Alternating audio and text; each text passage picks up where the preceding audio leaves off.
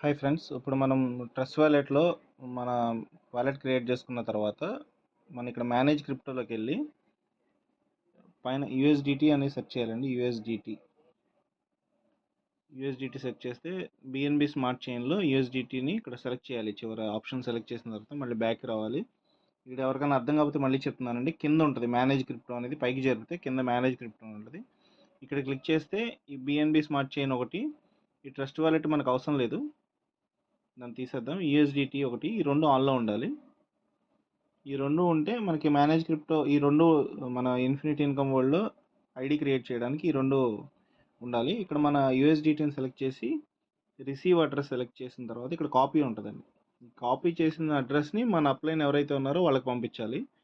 నేను ఇప్పుడు పంపిస్తున్నాను మా వాళ్ళకి. నేను మా అప్లైన్కి పంపించానండి, వాళ్ళు నాకు డాలర్స్ పంపించారు. ఇక్కడ యూఎస్డిటీ 5.1 వచ్చింది, బిఎన్బి $0.50, $0.0009 బిఎన్బి ఇక్కడ ఉంది. ఇది ట్రాన్సాక్షన్ ఛార్జెస్ కోసం బిఎన్బి కావాలండి మనకి. ఇక్కడ మనకి మన వెబ్సైట్ నేమ్ ఇక్కడ టైప్ చేస్తున్నాము. పాత హిస్టరీ ఏమైనా ఉంటే డిలీట్ చేసుకోండి. ఇన్ఫినిటీ ఇన్కమ్ .world ఇలా టైప్ చేసిన తర్వాత జాయిన్ నో కొట్టాలండి.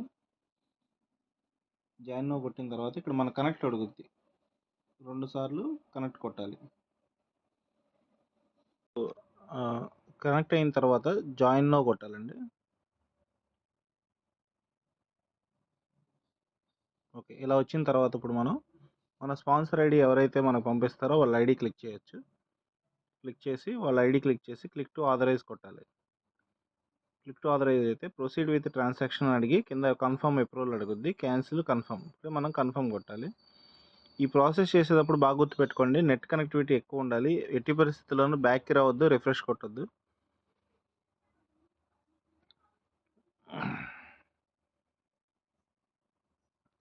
ఇది ట్రాన్సాక్షన్ ప్రాసెస్ అవుతుంది. ఇది ఆథరైజేషన్ ఎప్పుడు ప్రొసీడ్ టు రిజిస్టర్ అంటే ఇప్పుడు మనం రిజిస్టర్ అవుతున్నాం. ఇందాకేమో ఆథరైజ్ చేసాము, ఇప్పుడు రిజిస్టర్ అవుతున్నాం. Click to register.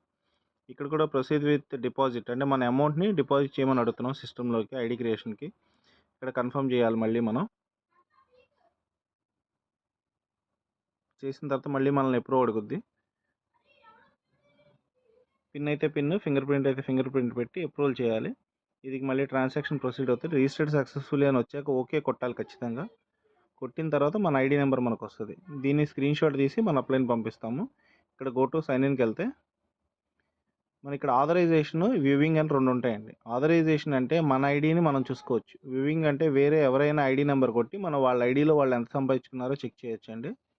1వ నెంబర్ నుంచి ఎవరైనా చెక్ చేయొచ్చు. ఇది 100% డీసెంట్రలైజ్ కాబట్టి ఈ ఆప్షన్ ఉంది, అది మిగతా సిస్టమ్స్లో ఉండదు. ఇప్పుడు ఆథరైజ్ కొట్టాను.